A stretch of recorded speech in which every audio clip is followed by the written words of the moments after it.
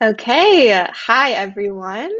My name is Elizabeth, and I know a lot of you probably don't know me on here, but I do a lot of the behind the scenes work. I've actually been the virtual assistant for John for about a year now, working on the private practice workshop side of things, doing marketing, some admin work as well for his private practice in counseling. I'm also a pre-licensed marriage and family therapist in New York City. And so I've just learned a ton from John over this past year, just all things in terms of business, marketing, all things private practice. And we've been having some conversations just about the topic of grad students and learning like how to transition into private practice after grad school, how it's not something that we learn in grad school. It's something that a lot of students have tons of questions on coming out of school, and how the topic just needs to be talked about more, how we can prepare for that before we even graduate and really understand this a bit better. So I'm really excited for our guest we have on today, but before I introduce her to you guys, I did want to mention again, Business Made Human. This is a mastermind group that Private Practice Workshop puts on. And this is just like a weekly mastermind group that you can apply to enter into. I think the groups have about 10 people in each one, so they're really small, but this is full of like-minded therapists that are wanting to level up their business, improve their business, make it more profitable in general, but to also find ways to make their work-life balance better. I think the slogan on here says to change your business from anxious best guessing to profitable and purpose-filled. And so if you guys are wanting to learn more about that or to sign up for and apply for that, you can click the link in the description below, or you can head to privatepracticeworkshop.com and you can learn more about it there. But without further ado, I wanted to introduce Lily Dawson, our guest today. I'm really excited to talk to Lily because we actually went to grad school together back in 2017 in Kansas City. And Lily has just done a phenomenal job in transitioning out of grad school into private practice, all things marketing and branding and getting clients outside of grad school. She's done a really, really good job at that. So excited to have you on here today, Lily. Hey, me too. Thanks so much. I'm thrilled. Definitely. Well, could you just tell us a little bit more about who you are and what you do, and we can jump into some of our questions. Who you are and what you do. What like a big question. I'm a therapist here in Kansas City.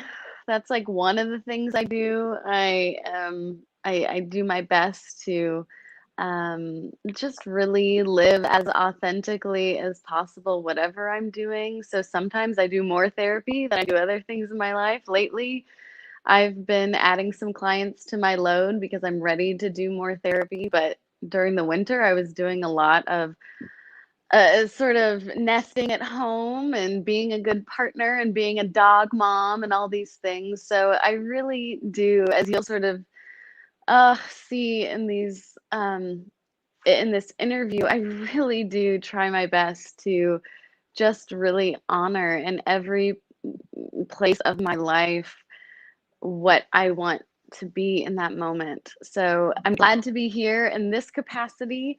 I love connecting with other people. I love talking to other people who are struggling, whether it be a client, or other therapists starting out that, geez, need some more support because don't we all?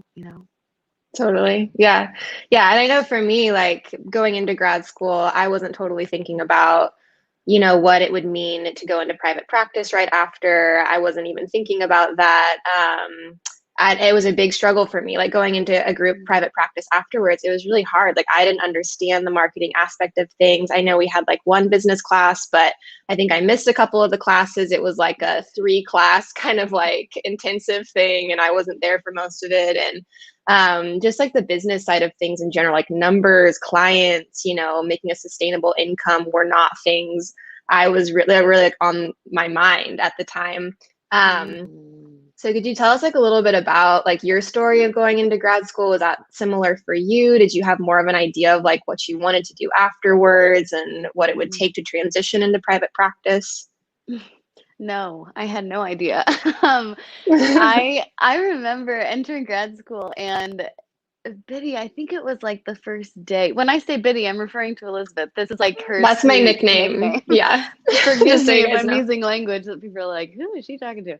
Okay, on the first day of grad school, I don't know if you recall this, we all like stood in a circle and introduced ourselves, and everyone sort of went around and said like what kind of therapist they want to be. I want to be Hmm. a child therapist. I want to be a sex therapist. I want to be whatever. And it came around to me, and I said, I don't even know if I want to be a therapist. I just want to figure out if this schooling feels right for me. And if not, great, I'll just cross therapist off the list and move on to the next thing that I think I want to do. Right. So, no, I had no idea.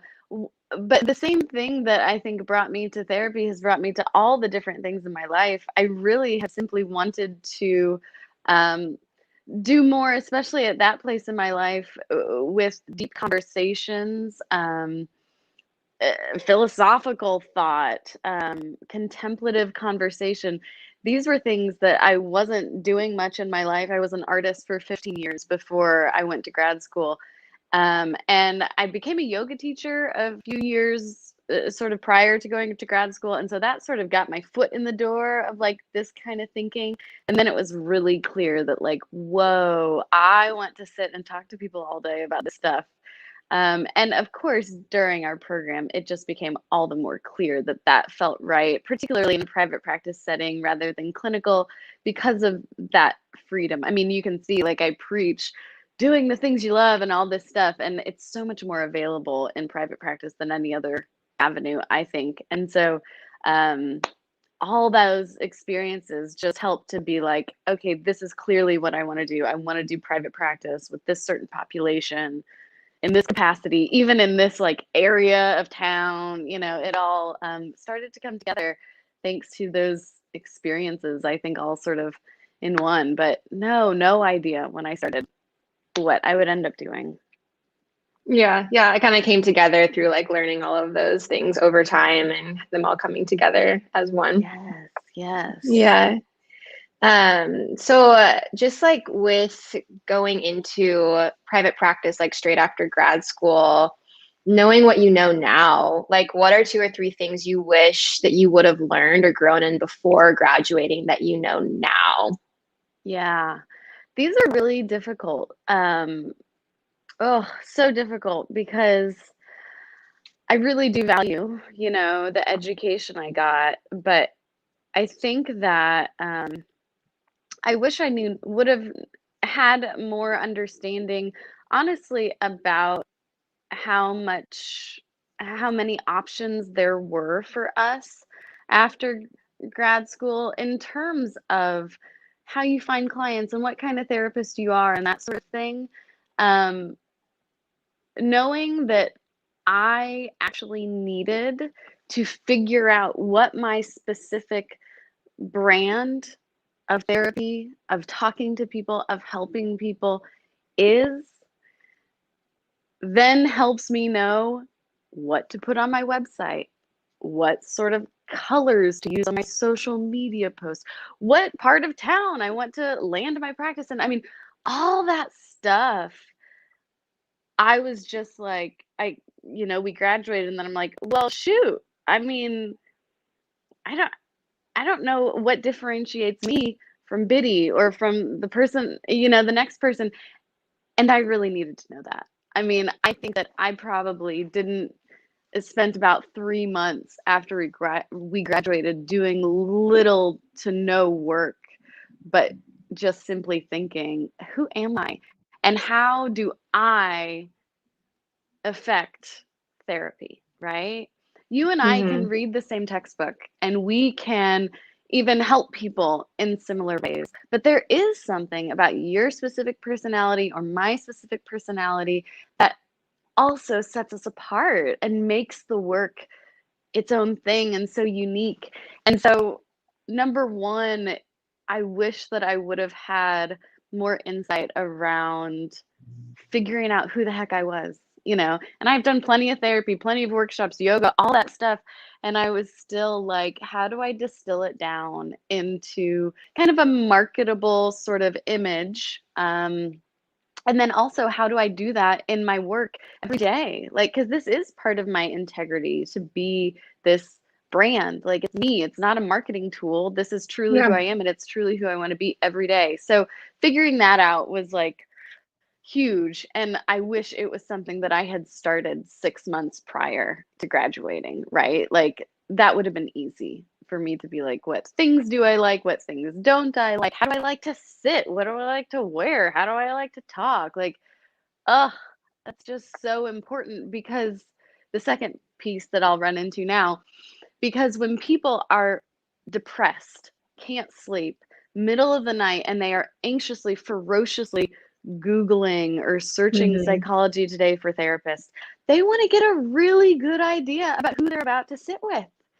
And Hmm. so if I have a really generic website, like wearing, I don't know, something semi-professional and looking really nice in a headshot, like that doesn't set me apart from anybody. It doesn't say anything about me, you know? And so Hmm.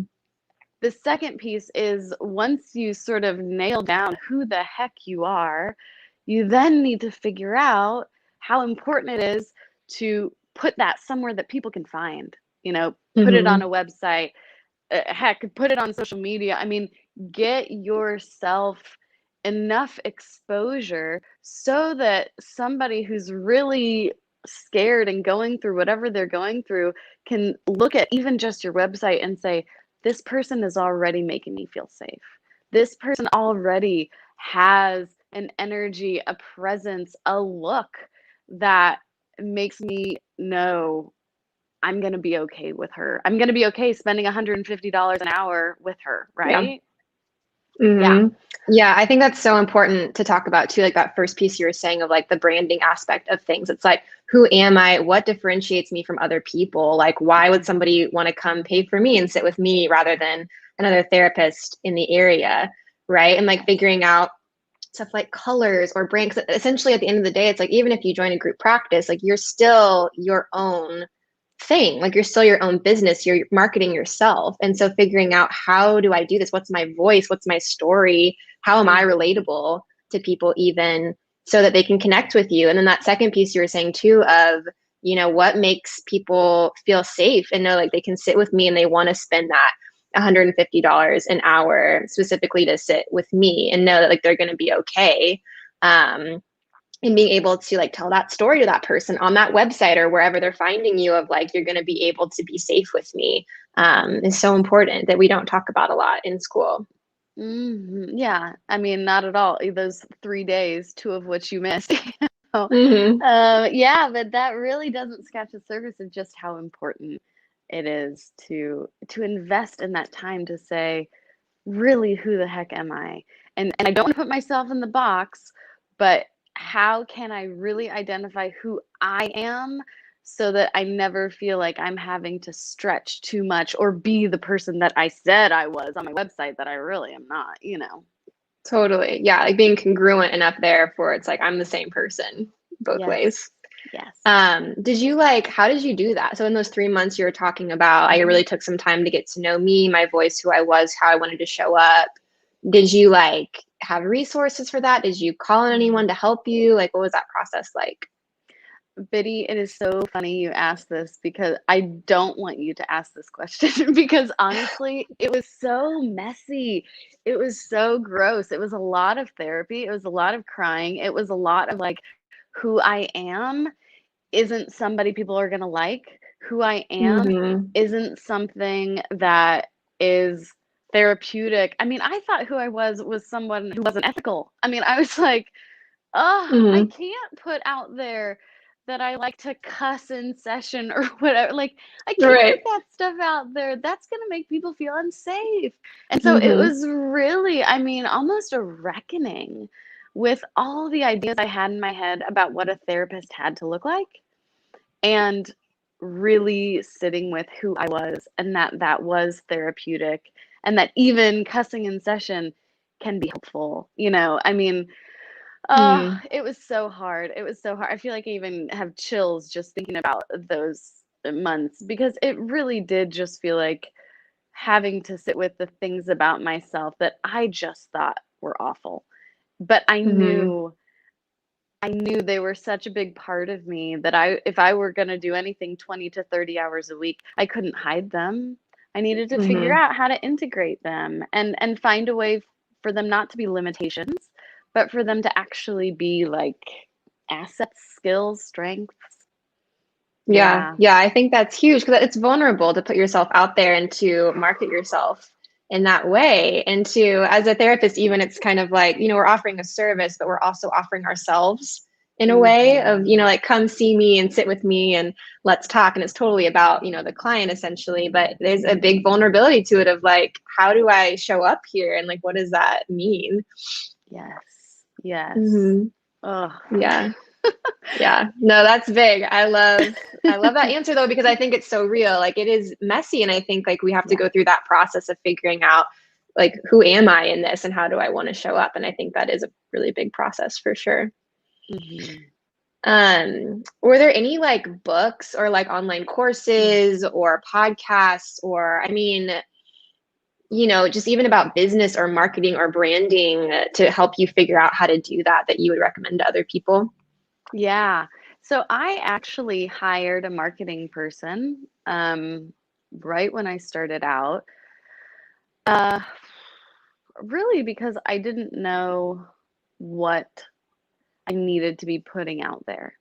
She introduced me to the story brand method of marketing, and that I latched onto. I mean, I read all the articles, all the books, watched their webinars. I was really into it. And primarily where my website um, sort of focuses is uh, directly based on the story brand method. And so that's the first thing that was extremely helpful.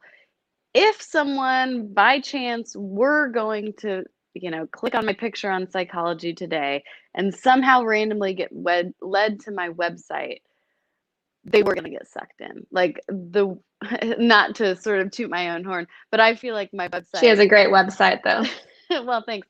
I just really Mhm. felt like learning this from the marketing person, we created my website and it was just like foolproof. I mean, it felt right there. So that was the first step that was really helpful.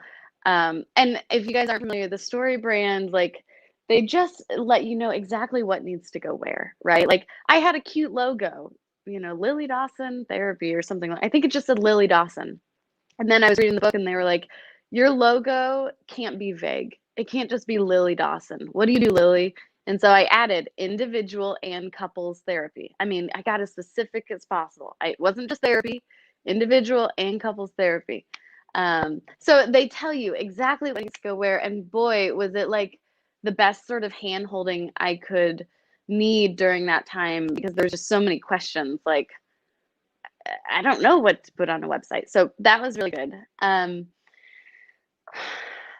The second part, I mean, is a little bit more abstract, but it was so nice to learn from this marketing person just simple things about like social media for businesses, for instance. She taught me about series, which means like when you're creating social media posts. I wanted to have, for instance, a bunch of different social media posts about eating disorders. And she was like, okay, that's one of your series. You have a series called Food for Thought or whatever that hashtag was. And then I was like, I also want to do one about fighting, or couples who fight. And she was like, cool, that one, I forget what cute name that one was called, relationship woes or something like that. Anyhow, Mhm. and so we created these series, which then set our social media schedule. You do relationship woes on Monday, you do a call to action on Tuesday, which is going to be something like, come book me. And then you do the food for thought on Wednesday, right?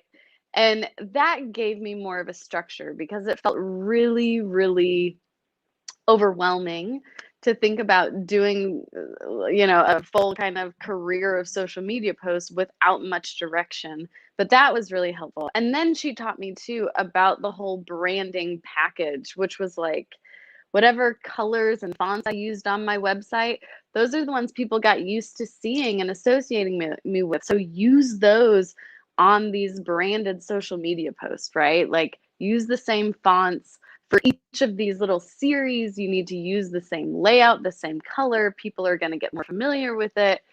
Anyhow, she taught me so much, and she also kept up with that stuff so I didn't have to, which was really nice because I was doing whatever other stuff at that point.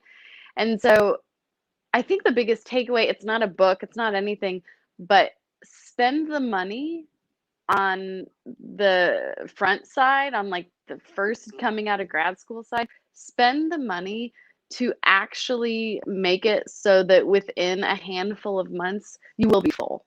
You know, I Hmm. talked to post grads who didn't hire a marketing person, didn't invest in a nice website, haven't done much with their social media, and they're a year out of school and still struggling to see a 10 or a dozen clients a week. You know, I was seeing Hmm. 10 clients a week my first month. I was seeing a dozen clients a week my first month. So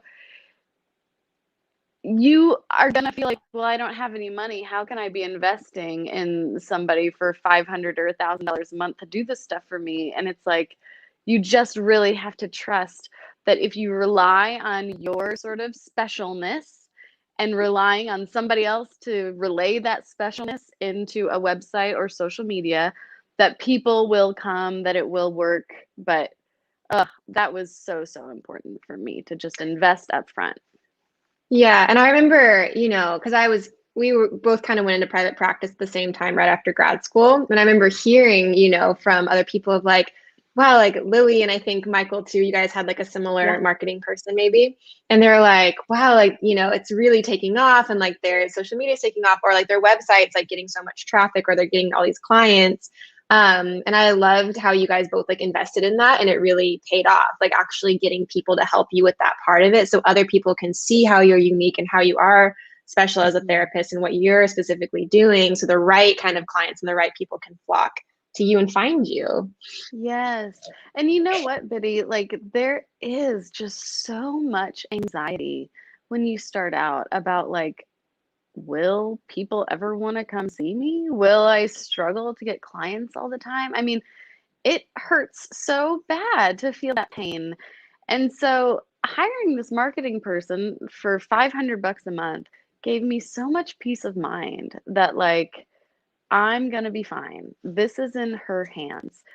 Mm-hmm. I did keep getting referrals and people finding me online, and I was just like, I'll be okay. She's taking care of that, because that stress Mm-hmm. is really, really important. Much more important than saving 500 bucks or 1,000 bucks a month, to be quite honest, because it can Mm-hmm. just consume you, those feelings of like inadequacy or scarcity or just fear that you will never kind of lift off. Yeah, definitely. And I think I know too, it's like just going out of grad school into working in general, like you just wrapped up this really intense season of your life and then going into this other transition and this other change where you're like, actually taking money for the service you're offering. Because I know in grad school, for me at least, it was all free. So there wasn't, Yeah. maybe as much pressure on it, but then kind of going into, wow, these people are coming in to see me for this amount of money. So that's already stressful in general. And then on top of trying to be the one that's getting your own clients is hard. And so, yeah, I think that's really true. Yeah. Yeah. Um, from your own experience, where do you feel like you've seen grad students feel the most unprepared? Is it Mm. the marketing aspect? Is it getting clients? What have you kind of seen there? Yeah. Um, so I am in a group practice where we bring on, I don't know, a couple or so brand new clinicians once they graduate every year. I mean, so I have been close in some of these conversations, and it really is clear to me that there is so much fear about being where you should be. I mean, I remember this lovely woman who I'm sure she's full already because she's so talented, that was in the office next to me a year after I had been in practice. I would sit and talk to her regularly, and she would just say, like, is this normal? Blah, blah, blah, blah, blah. Is this normal? Blah, blah, blah, blah, blah. And Hmm. I It's support, right? Like, I was just happy I could be there to say, "Yeah, sure, that Hmm. makes sense to me," you know? I mean, and that's all she needed, right?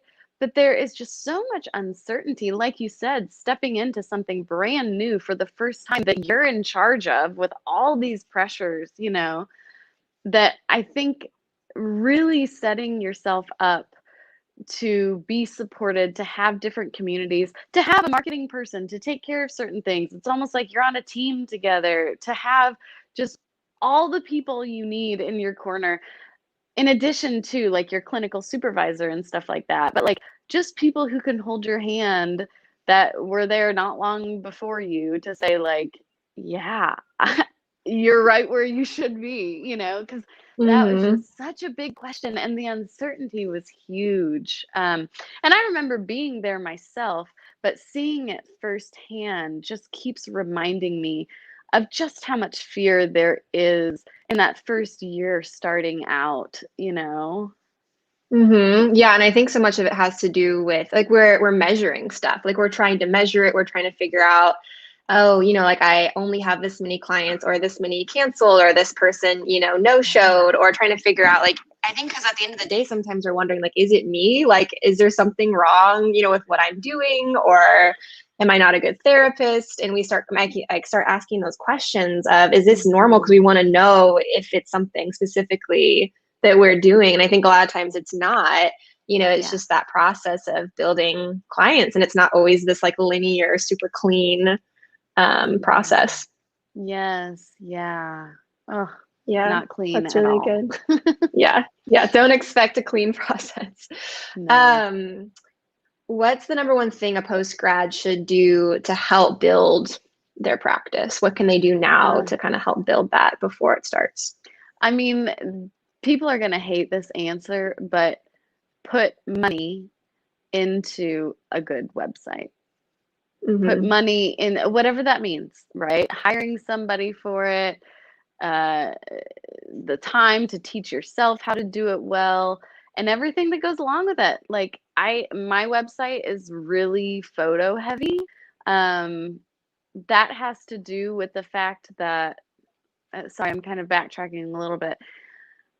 My brand was definitely very artist driven because I was an artist for 15 years. And so a big point for me was like how I bring that experience into the therapy office. A big part of that then for me is decor. I mean, that sounds kind of Hmm. silly, but like how I decorate my office has been crazy intentional. And so I really wanted super great photos of my meticulous office, and not meticulous in terms of clean, meticulous in terms of like design all Hmm. over my website. Um, and so for me, that meant I had to invest a bit of money into having a really great photographer come and get really great pictures of me in my office and that sort of thing. So it's investing money in just this whole sort of brand identity that you're gonna have to translate online thing, you know? Hmm. I just think figuring out who you are and then how to sell that, um, is the only way you're gonna get people who know why to choose you over you know? Yeah. I think that's so good to talk about too, because like we can think stuff like that silly, I think, like colors or, Mhm. brand stuff or fonts or what my office looks like or Yeah. translating what it's like to sit in a session with me onto my website. Um, but it speaks about who you are. And I think we like Mm. downplay that sometimes of like, oh, it doesn't matter or that's like not a big deal, but it is a big deal. It helps people connect with you. It helps them know you, to know if you're relatable to them, to know if like they feel comfortable, because it's visual. It's what we can see. We aren't there yet. So, I mean, we're only going to be able to go off of what we're able to visualize. And it is really important. And I think sometimes we undersell that, like it's not something that matters when it does. It's part of the brand, it's part of marketing. Yes, yes. Yeah. Hmm. I started over this past year a consulting business where all I do is provide support to people who, um, are sort of in that place of like not knowing, is this normal, that sort of thing.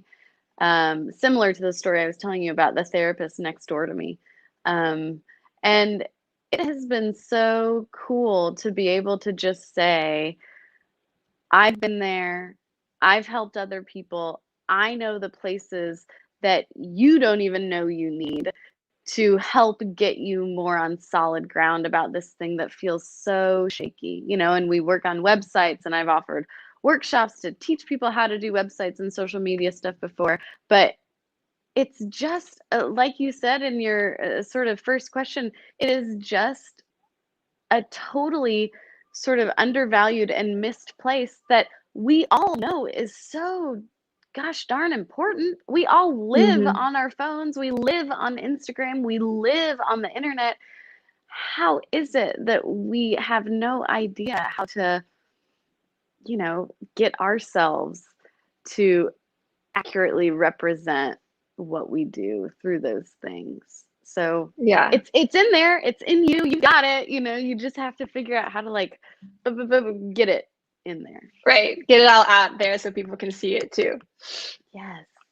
Yeah, definitely. Yeah, that's really good. And I don't think it's talked about enough. And that's why I love having conversations like this, because this stuff just is not brought up in grad school because we're learning how to be a clinician, and that's super important. And that's a huge part, obviously, of what we do. But then we kind of get like hit in the face with this stuff after of like, wow, I was not thinking about this at all before. Right. Yes, I Uh, know. I wish there were a whole class on social media posts for therapists. Like crazy, Right, but I I think all know, this but is I so do. new. Yeah, it's Yeah. also new, right? Like being like a modern therapist now, like social media is a thing, and like your website really matters and stuff that I don't think has really, it hasn't been a thing. Like therapists on Instagram, like I don't think that's really been a thing until more recently, and especially with COVID, it's like blowing up, that we're all Yeah. just on there all the time. And so yeah, it's really important to talk about this stuff like telehealth, like being on your computer, like we're all online all the time now. Yes. And so like getting with the program kind of like how do I show up in these spaces matters a lot. Yes. Yeah. Yeah. Yeah. Did you have like any sort of mentor, like anyone you looked up to that was a few steps ahead of you, to kind of help along with the process? It was really helpful that our clinician friend Michael was right across the hall from me. He had experienced just a lot of like social media success, and I know he kept a really consistent, full calendar, and he wasn't that much older than us, a year or two. And so it was really cool to just sit with him and have him just say to me, hire this stuff out. I know you see 0 clients right now, and it feels really scary to spend any money more than what you're making, and you don't even know if you're gonna make rent. But he, like, Mm-hmm. showed me even his weekly breakdown from when he first started. He kept this Excel spreadsheet that I'll never forget. He pulled up because I was like, "Wait, like, are we sure that this marketing thing is gonna do anything?"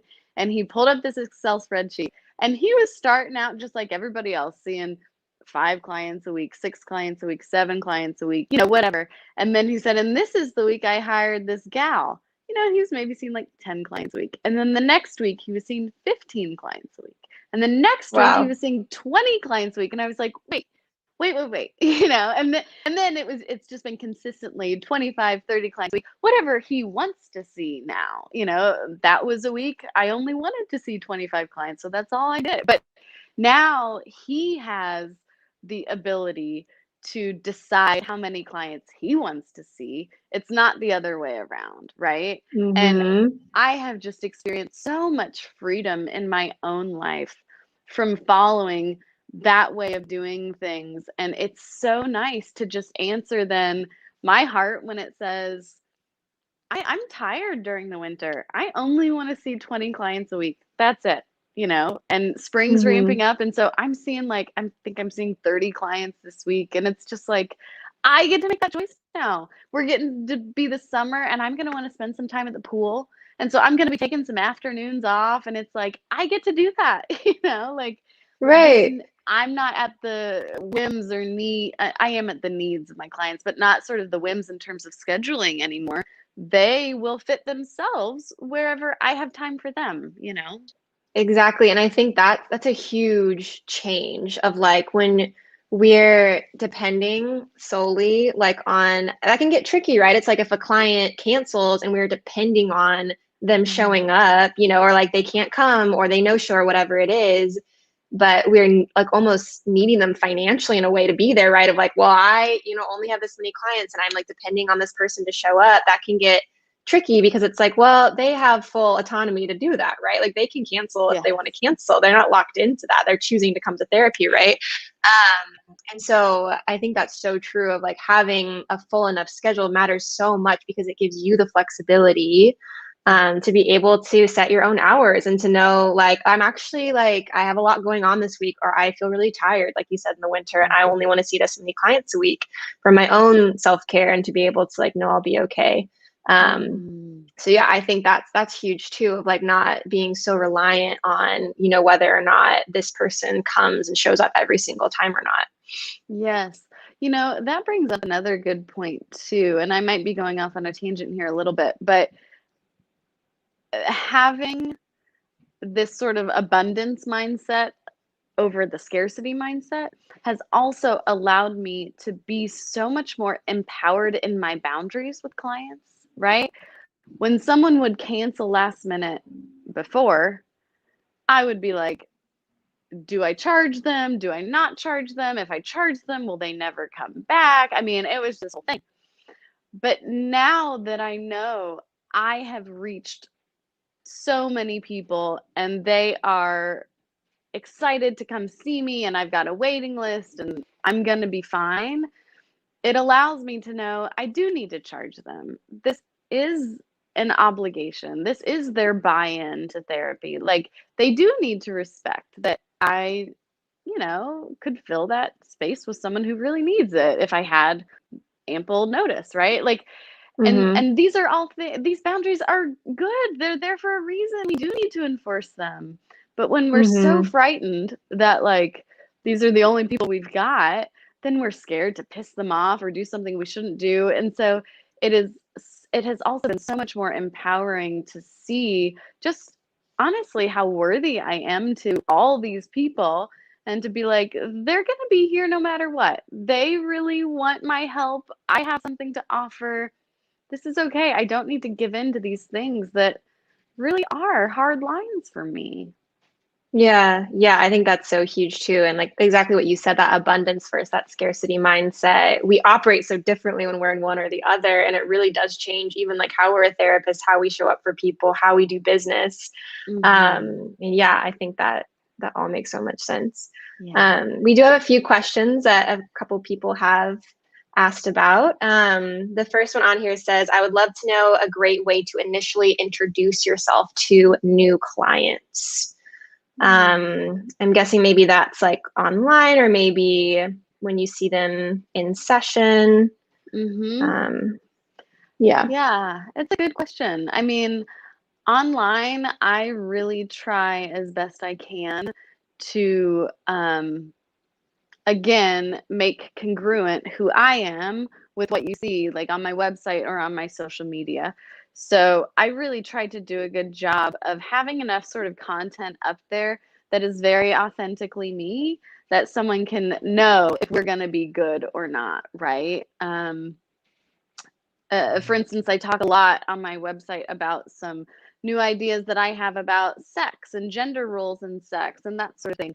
So if like a more conservative, old-fashioned couple or person were to look and see things that they're like, oh, that's not quite me, we probably won't end up in the same room together. And that's a good thing. I want them to end up with somebody who really does align with what they believe in, right?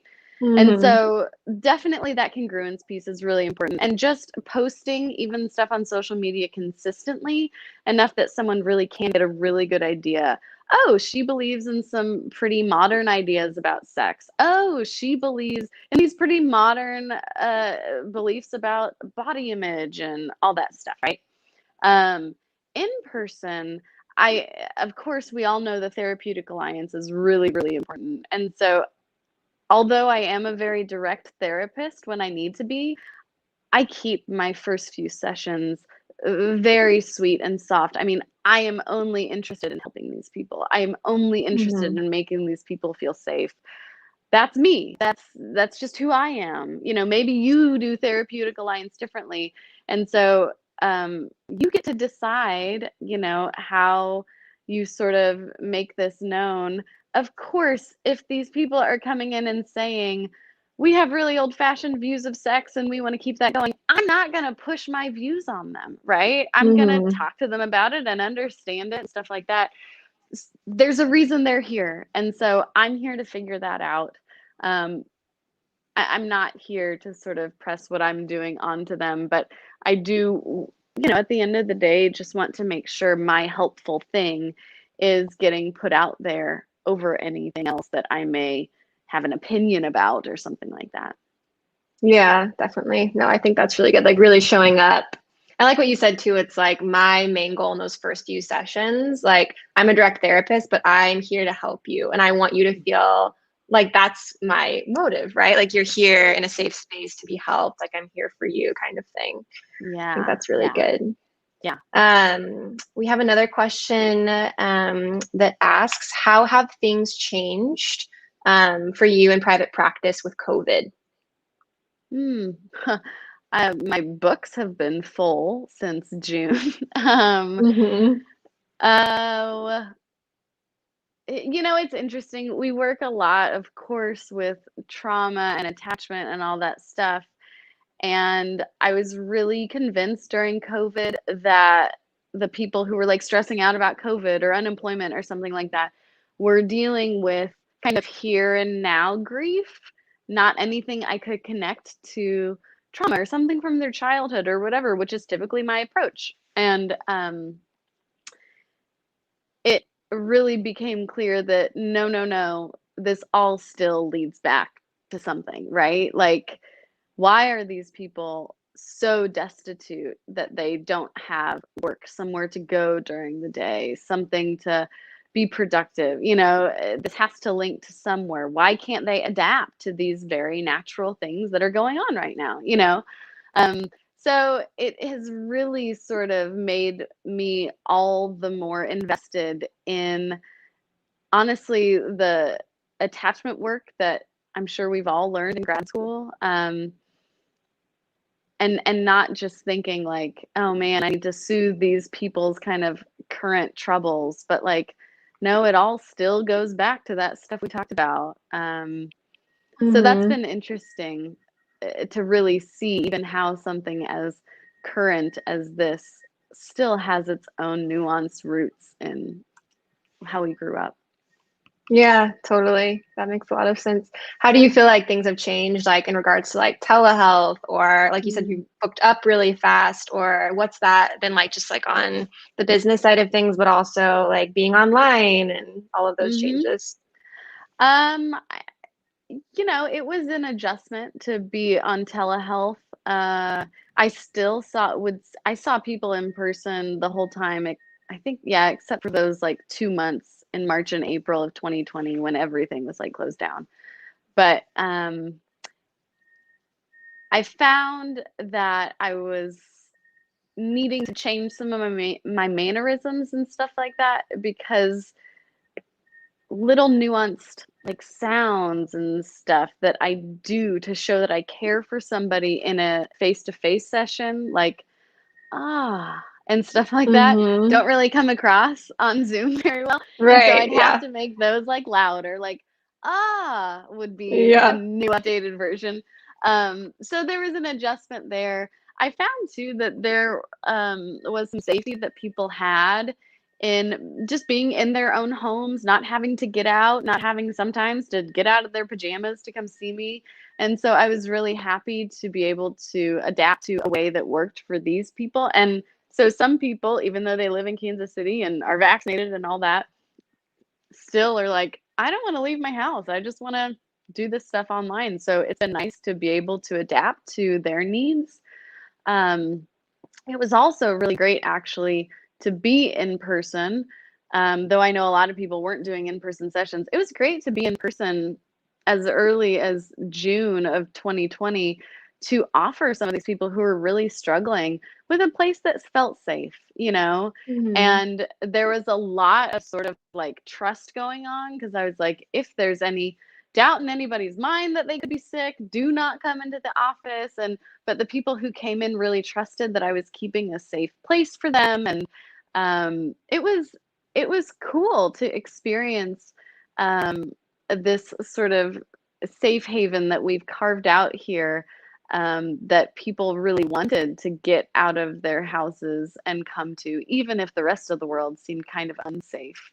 So, Hmm. yeah, I don't know if I'm really answering the question, but there were definitely some really cool reflections that I have about how sort of meaningful this time has been, even though it's been so difficult. Yeah, no, definitely. And I love what you said too about through telehealth, there's so much that we don't realize can get lost of, Mm, even like pragmatics, right? Of like having like a sigh, but maybe they can't really hear it, or it freezes for a second and we can't see something like a look on their face yes. that we would have been able to see before, and like intuitively know, oh, okay, like this is something that's upsetting, but maybe it got lost for a second there. Yeah. But yeah, again, it is really cool to see like we can adapt to what people realize they want. If they like being at home and it's actually easier for them and they don't have to commute, or they know that hour is just going to be an hour, it's not going to be an hour plus 30 minutes of driving and parking and that sort of thing. Being able to like offer people that option as well has been really cool. Yeah. Yeah. Yeah. Well, thanks you guys for asking a few of those questions. Lily, do you have any other thoughts today before we wrap up our interview? Um, I appreciate being here. It's so fun to reflect on this stuff, right? Like, how often do we sit down and think about the exciting things that we've done in the midst of challenge and how we got out of it? It's just so dang important. So I appreciate this space, and I'm honored to be the first person on this. I hope that this Right. kicks First off person a interviewed nice. by me. This is great. Let's kick off a Yeah. nice long string of good conversations with you. That's good. Awesome. Love it. Would you give like any kind of piece of just last encouragement to anyone who's still in grad school or Mm. like freshly graduated who's like struggling or stressed about this? Yes, I want to say that whatever things that you think are your limitations or your obstacles are probably your like secret weapon. Um, and whatever you can do to actually cultivate those more and find places to sort of welcome those places to the table, instead of shunning them away or pretending like they don't exist or damning them for even being here. Oh, I wish that for everybody who's struggling with feeling like they don't quite have what it takes to be just that perfect therapist, because you so do. And what you have is needed. It is needed by people. People are struggling because they need what you have to give. Yes. Oh, that's so good. I love that. I agree Mm. with all of that. So, all of you out there stressed about it, struggling, those are the words of wisdom for sure. Mm. So Lily, where can people find you if they want to follow up with you, if they're interested, maybe they live in the state of Missouri and they want to do therapy with you, how would they find you? Yeah. Yeah. So my website is lilydawson.com. Um, that's where you can see the story brand method at work if you want to sort of understand how it goes. Online, I am Lily Dawson Therapy on Instagram and Facebook. This little consulting business I do is called Therapy Core. That's core with a CORPS, like Peace Corps or something like that. Um, and you can see that we give like some tips about how to do your website and stuff like that. There's some little video on my website, the Therapy Core website, which is therapycore.org, even about like what the front homepage, the first thing people should see should include. So you can even get a feel for what that is. Um, Anyhow, and from there we offer like one-on-one consulting, website design, uh, all sorts of stuff. So yeah. Yeah. Awesome. So go check her out, you guys. She is an awesome resource for sure. Thanks. Okay, well, thanks so much for being here, Lily. I really appreciated your time, Mm, and other people did too. We got a comment that I really enjoyed the information shared here. Thank you. So thank you guys for watching. We appreciate it, and hopefully we'll be here with another interview soon. thanks, y'all. Bye.